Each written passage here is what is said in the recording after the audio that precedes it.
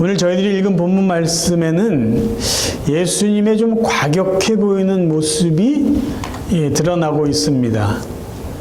그러니까 먼저는 무화과 나무를 저주하시는 예수님, 또 성전에 가셔서 사람들을 막 쫓아내시고 막 화를 내시는 그러한 모습은 분명히 예수님의 평소에 인자했던 그 모습과는 대조를 이룹니다.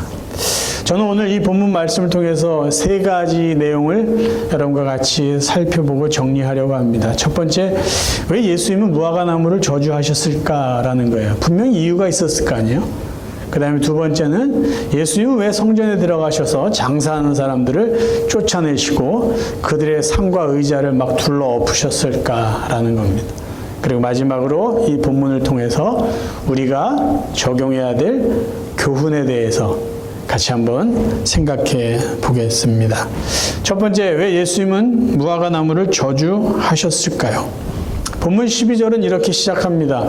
예수님께서 예루살렘 성에 들어가셨다가 베다니 마을에 가서 하루를 지내세요.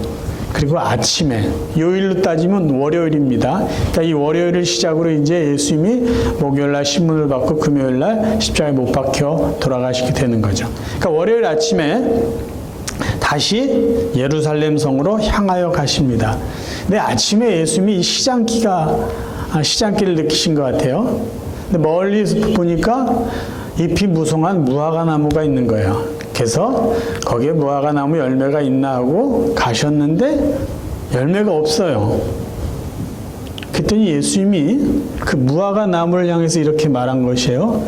너는 영원히 열매를 맺지 못할 것이다. 사람들이 너에게 영원히 열매를 따먹지 못할 것이다. 라는 말씀을 하셨어요. 그러면 우리가 이 내용을 이렇게 보면은 아니 아무리 예수님이라도 그렇지 배가 고프시다고 열매가 없는 나무를 보고 너는 영원히 열매를 맺지 못할 것이다. 그렇게 이야기하는 건 좀 심하다고 생각하지 않으세요? 그리고 마가는 분명히 이야기하기를 지금이 열매 맺을 때가 아니다라고 이야기까지 했어요. 근데 열매 맺을 때가 아닌 그 나무를 보고 열매를 맺지 못할 것이다 라고 이야기를 해서 결국 그 나무가 죽었다는 것은 좀 심각하다, 좀 심하다라는 생각을 우리가 할 수 있습니다. 그러면 왜 예수님은 때도 아닌 그 무화과 나무에 열매가 없다고 영원토록 열매를 맺지 못할 것이다 라는 말씀을 하신 걸까요? 이 부분을 우리가 좀 더 잘 이해하기 위해서 중동 지역에서 30년 동안 살면서 선교 활동을 했던 김동문 선교사님의 글을 참고해 볼 필요가 있습니다. 이분이 쓴 글을 쭉 읽어보고 제가 조금 이해하기 쉽게 조금 고쳐서 고친 내용을 여러분들에게 읽어드리겠습니다. 무화과는 봄철에 열매를 맺는 봄철 무화과 나무와 여름철에 열매를 맺는 여름철 무화과 나무가 있습니다. 봄철에 열매를 맺는 나무는 여름에 열매를 맺는 경우가 있습니다. 하지만 모든 나무가 봄, 여름 두 번 열매를 맺는다는 것은 아닙니다. 여기 제가 잠깐 설명을 드릴게요. 이전까지 대부분 이 본문에 대한 해석은 무화과 나무는 봄에 조그맣게 열매를 맺고 여름에 큰 열매를 맺는다. 두 번 열매를 맺는다고 이렇게 해석들을 해왔어요. 그런데 거기에서 사는 이 김동문 선교사님이 이 부분을 정확히 이야기해 주기 위해서 이 설명을 한 거예요. 모든 무화과 나무가 봄에도 여름에도 두 번 열매를 맺는 건 아닙니다. 그런데 가끔 봄철에 열매를 맺는 봄철 무화과 나무가 여름에 열매를 맺는 경우도 있습니다. 그 이야기를 하고 있는 거예요. 계속 읽을게요. 그런데 맛과 향 그리고 크기는 봄에 맺는 열매보다 여름 실과가 더 좋습니다. 그러나 먹을 것이 귀하던 시절에는 봄에 열리는 맛없고 작은 무화과 열매도 허기진 배를 채우기에는 넉넉합니다. 라고 이야기를 해요. 그러니까 봄 무화과나무와 여름 무화과나무를 비교하면은 봄 무화과나무는 좀 보잘것없는 열매가 맺혀진다는 것이죠. 그러니까 여름 무화과나무가 맛있고 실한 무화과가 열린다는 말씀이에요. 벳박에, 예수님이 머무셨던 벳박에는 봄철 무화과 마을이라는 뜻입니다. 자, 우리 지난주에 살펴본 내용 중에 예수님이 여리고에서 벳박에와 베다니 근처까지 오셨다는 그 이야기를 했어요. 그러니까 베다니하고 벳박에라는 이 두 마을은 가까이 있었던 것이죠. 근데 벳박에라는 이 마을의 이름의 의미는 봄철 무화과 나무의 마을이라는 뜻이라는 거예요. 벳이라는 이 히브리어 말은요, 집 또는 마을이라는 의미가 있습니다. 그리고 바게라는 것은요, 빠게인데, 빠게라는 말 자체가 봄철 무화과 나무라는 뜻이에요. 그러니까 벳바게라는 동네는 우리가 그림을 그려보면 봄철에 무화과가 열리는 봄철 무화과 나무가 많은 동네였다라는 것이죠. 그러니까 동네 이름이 봄철 무화과 나무예요. 그러니까 지금 예수님이 머무시고 예루살렘으로 가시는 그 마을에는 봄철 무화과 나무가 널려 있었던 곳이다라고 생각하시면 됩니다. 계속 읽겠습니다. 본문에서 예수님은 묘한 무화과 나무를 보고 계신 것입니다. 보통 무화과 나무의 잎사이가 무성해지는 것은 여름에 있는 일입니다. 봄철 무화과 나무는 잎이 없어도 열매를 맺습니다. 그런데 지금 이 나무는 잎이 무성할 때가 아닌 봄철에 잎만 무성한 채 열매도 없는 무화과 나무인 것입니다. 자, 이제 정리를 해볼게요. 지금 예수님이 지나가시는 데 나무들은 봄철 무화과 나무예요. 근데 예수님이 보시고 이상한 거죠. 봄철 무화과 나무는 잎이 열리지 않고 열매가 맺혀지는 나무인데 저기 어느 나무가 잎이 무성한 나무예요. 신기해서 예수님이 가신 거예요. 이상하다. 여기에 열매가 있나? 봄철 무화과 나무들이 있는데 왜 잎이 무성하지? 열매가 있나 하고 가봤더니 열매가 없는 것이에요. 그러면 이 나무는 어떤 나무일까요? 이상한 나무죠. 아예 열매를 맺을 수 없는 봄철 나무도 아니고 여름철 나무도 아닌 이상한 나무예요. 그래서 지금 예수님이 그 나무 보러 너는 영원히 열매를 맺지 못할 것이다 라고 한 것은 저주라기보다는요, 그 나무의 상태를 그대로 이야기한 것이다 라고 보는 게 훨씬 더 맞다라는 것이죠. 그러니까 열매를 잘 맺는 나무인데 아직 열매가 없어서 예수님이 화가 나가지고 너는 열매를 못 맺을 거야 라고 저주하신 게 아니고 이 나무는 지금 이상한 나무예요. 열매를 맺지 못하는 나무예요. 그런데 잎만 무성해요. 그래서 그 나무에게 정확한 이야기를 하셨었던 것뿐이라는 것이죠. 그러면 예수님은 왜 이 이야기를 굳이 하셨을까요? 그 다음에 나타나는 사건을 통해서 예수님이 말씀하시고자 하는 메시지를 미리 제자들에게 전해주시기 위해서죠. 어떤 거요? 제사장들이, 당시 유대 종교 지도자들이 잎만 무성하고 열매가 없는 무화과 나무처럼 그들이 해야 될 일은 하지 않고 하지 말아야 될 일을 하고 있는 그들의 타락함을 지금 예수님이 미리 보여주시고 계신 것입니다. 그러면 성전에서 장사하는 사람들에게 화를 내고 그들을 쫓아내신 이유를 우리가 안다면 우리가 지금 무화과 나무 사건과 성전에서 예수님이 화를 내신 그 이유를 저희들은 정확하게 알 수 있을 것이에요. 예수님이 성전에서 화를 내신 이유를 알아보기 위해서 본문 내용을 다시 한번 제가 읽어보겠습니다. 마가복음 11장 15절 16절. 그들이 예루살렘에 들어가니라 예수께서 성전에 들어가사 성전 안에서 매매하는 자들을 내쫓으시며 돈 바꾸는 자들의 상과 비둘기 파는 자들의 의자를 둘러 엎으시며 아무나 물건을 가지고 성전 안으로 지나다님을 허락하지 아니하시고. 여기서 먼저 이해해야 될 그 내용이 있어요. 예수님이 제자들과 성전 안에 들어가셨다고 되어 있는데요. 이 성전 안은 우리가 생각하는 제사를 드리는 그 안으로 들어갔다는 말이 아니고 예루살렘 성전, 큰 예루살렘 성전으로 들어갔다는 말입니다. 좀 더 이해를 돕기 위해서요, 그림을 보여드릴게요. 예수님이 계셨던 때의 예루살렘 성전은 헤롯이 지은 성전입니다. 그림을 보시면 알지만 그 울타리가 크게 쳐져 있어요.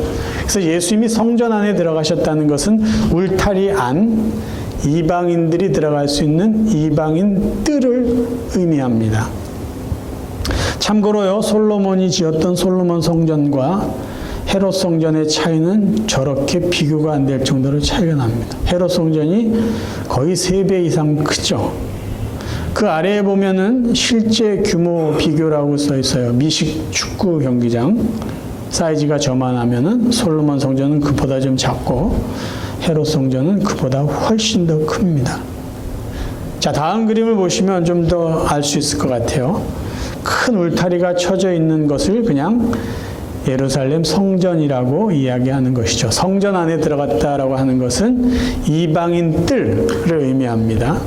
그러면 예루살렘 성전 안에는 어떻게 구조로 이어졌냐면 이방인들이 들어갈 수 없고 유대인 여자들까지 들어갈 수 있는 여인의 뜰이 있었고요. 남자들만 들어갈 수 있는, 여자들은 들어갈 수 없는 유대인 남자만 들어갈 수 있는 이스라엘의 뜰이 있었어요. 거기는 일반 남자들까지는 들어갑니다. 근데 그 안에 제사장 뜰이라고 있어요. 거기는 제사장들이, 사람들이 바친 짐승을 불태우는 제단이 있는 곳이에요. 그리고 그 안에 지성소와 성소가 있었습니다. 그러니까 예수님이 성전에 들어가셨다라는 것은 이방인의 뜰에 가셨다라는 말씀이고요. 그곳에는 이미 어떤 사람들이 있었냐면 매매하는 사람이 있었어요. 무엇을 매매하느냐? 그때 대제사장인 가야바는 이방인의 뜰에서 제사를 드리기 위한 짐승들을 사고 팔 수 있는 그런 권한을 몇 사람들에게 허락해 주었습니다. 그래서 예수님이 가셨을 때 이방인 뜰에서 짐승을 사고 파는 여러 사람들이 있었던 것이죠. 그런데 왜 예수님은 대제사장이 허락해서 장사하는 그 사람들을 보고 왜 화를 내고 그들의 상이나 의자를 뒤엎은 것일까요? 조금 구체적으로 살펴봅니다. 그 당시 유대인들은요, 6월절이 되면, 매년 6월절이 되면 자기들이 살고 있는 세계 도처에서 예루살렘 성전에 가서 예배를 드리는 것이 아주 중요한 행사였어요. 그런데 그들은 예루살렘 성에 갈 때 자기들이 기르던 동물이나 아니면 자기들이 제물로 바칠 정성스러운 짐승, 흠없는 짐승을 데리고 예루살렘 성전으로 가는 것이 하나의 행사였어요. 전통이었어요. 그런데 성전 안에는 누가 있었냐면은 지금 이방인 뜰에는 제사장들이 기다리고 있다가 순례자들이 제물로 드릴 그 짐승들을 검열을 합니다. 이게 정말 성경에 기록된 대로 흠이 없는 온전한 제물로서의 짐승인가를 그들이 조사를 하고 괜찮다 하면 통과를 시키는 거죠. 근데 이들이 어떻게 변질이 됐냐면요, 어떻게든 해서 순례자들이 가지고 온 그 짐승을 불합격시키는 거야. 꼬투리를 잡아서. 왜 그랬을까요? 자기들이 미리 준비해 놓은 짐승을 팔아먹기 위해서요. 그래서 지금 당신이 가져온 이 짐승은 하나님이 받으실 만큼 온전한 짐승이 아니니까 불합격시켜요. 그럼 그 사람들이 당황할 거 아니에요. 나는 기다렸던 1년에 한 번 제사드리러 왔는데. 그리고는 이들이 어떻게 할까요?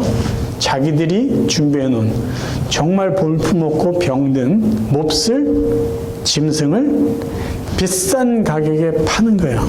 이 짐승이면 괜찮다라고.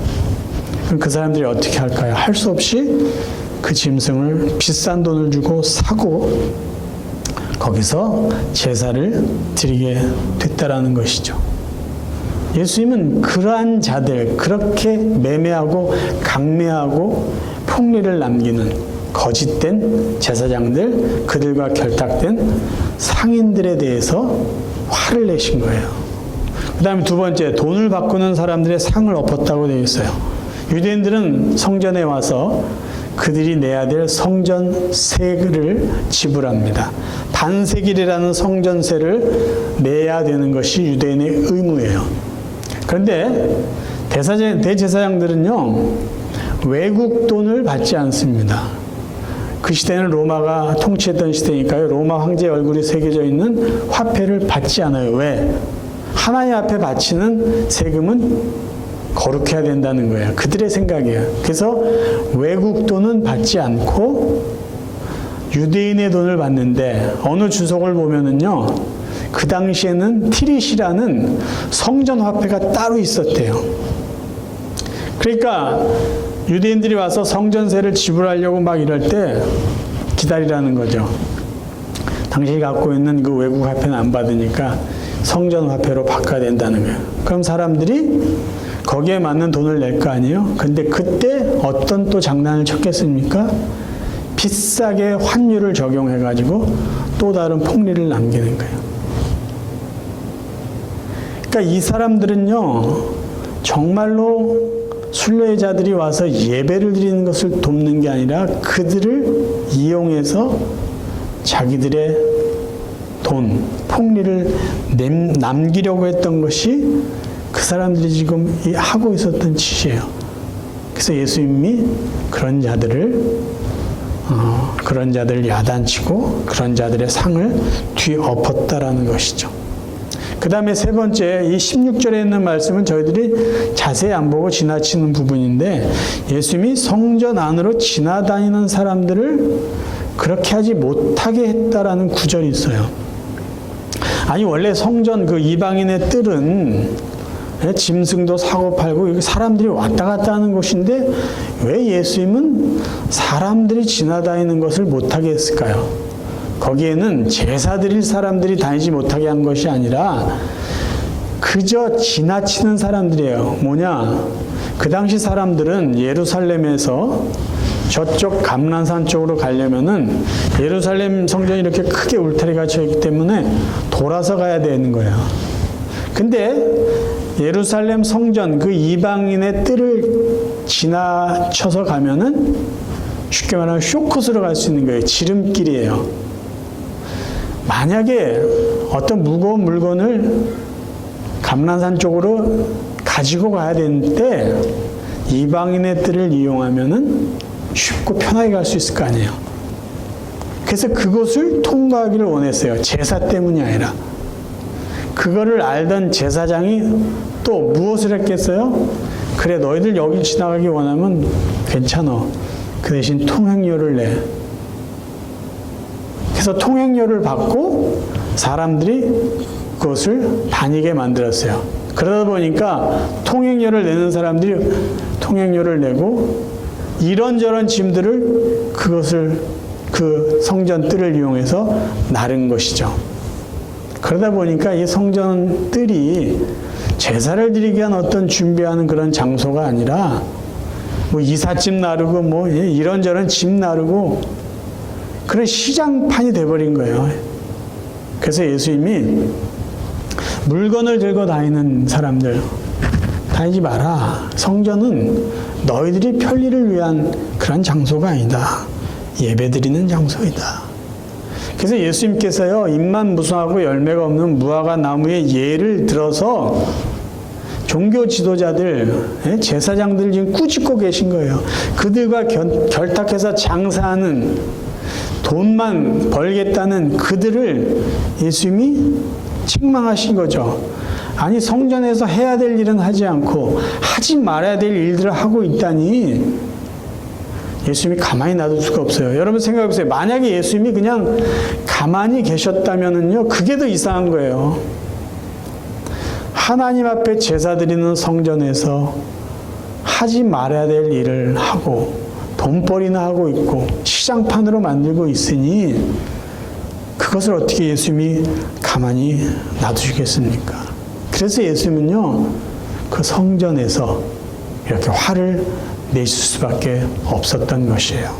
그럼 우리가 이 예수님의 모습을 통해서 우리가 무엇을 교훈을 얻고 어떤 것을 적용하며 살아야 될까요? 먼저 무화과 나무예요. 잎만 무성해요. 과실수가 자라는 이유와 목적은요, 열매를 맺는 거 아니에요. 근데 이 나무는 열매를 아예 맺을 수 없는 나무예요. 그냥 겉모습만 번지를 한 거예요. 우리 신앙생활이 어떤지 한번 우리 스스로 점검해 봤으면 좋겠어요. 나는 교회 다니는 사람이에요. 난 예수 믿는 사람이에요. 그런데 정작 예배 드리러 오지 않아요. 예배를 드리지 않아요. 하나님의 어떤 말씀을 묵상하지도 않고 기도 생활도 안 해요. 아니, 나는 교회 다닌다니까요. 난 예수 믿는다니까요. 근데 삶의 열매가 하나도 없어요. 그렇다면 열매 맺지 못하고 잎만 번지를 한 무화과 나무와 다를 게 없다라는 것이죠. 또 성전에서 지금 벌어지고 있는 일들을 보세요. 성전 앞에 제사 드리고 예배하는 것이에요. 근데 그것이 중요한 것이 아니에요. 다른 일만 해요. 딴짓만 하고 있어요. 자기 이익만 챙기고 있어요. 자기 할 일만 하고 있어요. 해야 될 일은 하지 않고 하고 싶은 일만 하고 있어요. 우리의 신앙생활은 이래서는 안 된다라는 것이죠. 하나님 앞에 드려야 될 것을 우리는 드려야 되지, 내가 하고 싶은 일을 하는 것이 신앙생활하는 모습이 아니다라는 말씀이에요. 여러분, 오늘 이 본문에서의 핵심이 뭔 것 같아요? 성전에서는 바르게 제사 드리라는 거예요. 성전에서는 장사하면 안 된다. 성전에서는 돈벌이 하면 안 된다. 성전은 그냥 지나다니는 곳이 아니다라는 거예요. 성전에서 할 일은요, 하나님이 받으실 바른 예배를 드리는 것이다. 그게 오늘 이 본문의 핵심이에요. 여러분, 용도라는 말이 있습니다. 용도라는 말은요, 어떤 물건이나 장소가 거기에 맞는 목적대로 사용되라는 그런 의도로 만든 단어예요. 그래서 예를 들면 수영복의 예를 들면요, 수영복을 만든 용도는 뭐냐면요, 수영할 때 입기에 적합하라고 만든 옷이에요. 그 수영복을 입고 결혼식을 간다면요, 그 용도에 맞지 않게 그 옷을 입은 거예요. 그 건물의 예를 들어볼까요? 농구 경기장이 있다고 합시다. 농구 경기장을 만든 것은요, 거기에서 농구공을 가지고 농구하기 위해서 만들어진 건물이에요. 그런데 거기에서 축구화를 신고 축구를 한다면 농구장의 용도를 바르게 사용하지 않는 것이에요. 그렇죠? 당연한 얘기를 지금 제가 하고 있어요. 그러면 성전의 용도는 무엇일까요? 성전을 만든 이유와 목적이 뭘까요? 하나님 앞에 제사 드리라는 거예요. 예배당의 용도는요, 하나님 앞에 예배 드리는 것이에요. 근데 지금 이 유대인들이 하고 있는 짓은 뭐냐면요, 예배를 드려야 되는 성전에서 돈벌이를 하고 있는 거예요. 자기의 편리를 추구하고 있는 거예요. 잘못된 거죠. 그래서 예수님이요, 성전의 용도를 다시 이야기해 주고 있어요. 성전은 만민이 기도하는 집이다. 뭐예요? 하나님을 만나는 곳이다. 하나님을 예배하는 곳이다. 라고 지금 예수님이 다시금 성전이 무엇하는 곳인지를 이야기해 주고 있다라는 말씀이에요. 저희들은 지금 대면 예배를 시작했어요. 성전 예배를 다시 시작했다는 말이에요. 성전 예배는요, 정상적인 예배를 드리는 곳이에요. 정성이 담긴 예배를 드리는 곳이에요. 그러니까 그 일을 우리는 지금 다시 시작했다라는 말이에요. 여러분, 1년 넘게 코로나 사태 때문에 우리들은 집에서 온라인으로 예배를 드렸어요. 예배를 드리면서 우리가 인정할 수밖에 없는 온라인 예배의 약점과 한계가 있어요. 그것은 뭐냐면요, 아무래도 정성이 부족하다라는 거예요. 그렇죠? 그리고 온라인으로 예배 드리면요, 집중이 안 돼요. 뭐 여러분들의 얘기를 들어서 알아요. 예배 드리다가 뭐 손주가 물 달라 그러고 뭐 개가 짖고 뭐 누가 또 오고 전화가 오고. 근데 안 해도 되는 것 같은데 하게 된다는 거죠. 그렇죠? 집중이 안 돼요. 또요, 편한 시간에 예배를 자꾸 보려고 해요. 시청하려고 해요. 왜 이렇게 무슨 일이 생기는지 몰라요? 그러면 원래 우리가 정해져 있던 11시에 그 예배를 우리가 잠깐 저기 나갔다 와야지. 이게 더 급한 것 같지. 갔다 오다 보면 그 다음에 그 시간에 예배를 드리냐? 그렇지 않아요.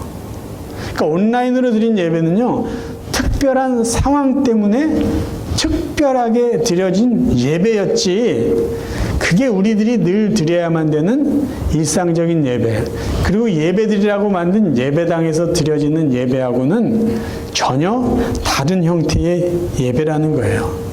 그래서 특별한 상황에 있었던 특별한 예배를 일반화시켜서 아니 얼마든지 그렇게 예배드려도 됩니다라고 이야기하는 것은 뭔가 잘못된 논리라는 것이죠. 그럼에도 불구하고 어떤 분들이 이렇게 이야기하는 분들이 있어요. 이제 와서 이런 이야기를 하는 분들이 있어요. 아니 뭐 꼭 예배당에서만 예배드려야 예배입니까? 집에서도 얼마든지 마음으로 준비하고 정성을 들여서 예배드리면 괜찮죠. 왜 목사님들은 자꾸 예배당에 나와서 예배드려야만이 마치 예배인 것처럼 그렇게 이야기를 하십니까? 그럼 예배당에 와서 드리는 예배의 어떤 영적인 유익이나 그거는 무엇일까요? 참고적으로 제가 장로신학대학교 기독교 교육학 교수인 김원석 교수의 글을 여러분들에게 읽어드릴게요. 성전 예배의 어떤 중요성을 다시 한번 우리에게 일깨워 줄 수 있는 글이다 생각해서 제가 여러분들에게 읽어드립니다. 작은 소제목은 거룩한 공간, 전이 공간으로서의 교회예요. 교회는 하나님의 집, 거룩한 예배가 이루어지는 공간입니다. 비록 교회는 세상 한가운데 위치하고 있지만 교회의 문을 들어서는 순간 교회는 세상의 공간으로부터 우리를 전혀 새로운 거룩한 공간으로 옮겨 놓습니다. 그리고 그 거룩한 공간에서 예배를 드리게 됩니다. 그런 점에서 교회 예배당은 세상과 사람들을 분리시켜 하나님의 앞에서 서도록 하는 전이 공간입니다. 이 공간의 전이를 통해 우리는 하나님의 임재를 느끼며 그 임재 속에서 예배를 드리게 됩니다. 우리는 교회로 들어서면서 전이 경험을 하게 됩니다. 교회 문을 열고 들어서는 동시에 우리는 뭔가 다른 분위기에 사로잡히게 됩니다. 하나님의 집으로 들어가는 사람의 마음가짐은 그렇게 다른 것입니다. 내가 들어와 서 있는 이 공간이 세상과는 다른 공간, 거룩한 공간이기 때문입니다. 저는 이분의 글을 읽고 전이 공간이라는 이 단어에 아주 동감을 했어요. 어떻게 보면은 이 예배당이라는 이 건물이요, 특별히 뭐 대단한 구별이 있는 장소는 아니지만 문 몇 개를 지나치는 그 사이에 우리는 새로운 전이를 경험하게 된다는 거죠. 하나님이 예배당 안에만 계시는 분이 아니다라는 걸 우리가 다 알고 있어요. 하지만 우리가 예배당에 들어서면서 전이 경험을 하는 거죠. 아, 이곳에서 내가 하나님을 예배한다. 하나님 이곳에서 우리의 예배를 받으신다라는 그런 영적인 변화, 이동이에요. 장소의 이동과 동시에 우리의 마음이 옮겨지는 것이죠. 그래서 그곳에서, 바로 이곳에서 우리는 하나님의 임재를 경험하며 예배하는 그런 영적인 유익이 있다라는 것입니다. 여러분 생각해 보세요. 집은요, 저와 여러분들이 각자 살고 계신 집은요, 일상적인 생활을 하는 공간입니다. 집은요, 일하는 것이 아니라 가장 편하게 쉴 수 있는 공간이에요. 그러니까 집의 용도를 우리가 쉽게 이야기한다면 편하게 쉬고 일상적인 일을 하는 공간이 집이에요. 그곳에서 우리가 마음가짐을 새롭게 하고 하나님께 예배한다는 것, 불가능한 것은 아니지만 굳이 내가 가장 편하게 지낼 수 있는 공간에서 가장 엄숙하게 예배를 드린다는 것은 무리가 있죠. 만약에 예배당이 없다면 그것이 우리가 가능한 일이에요. 그런데 하나님 앞에 집중해서 정성스럽게 예배드릴 수 있는 예배당이 있음에도 불구하고 가장 편하게 쉴 수 있는 그곳에서 예배를 고집한다는 것은요, 문제가 될 수 있다는 것이에요.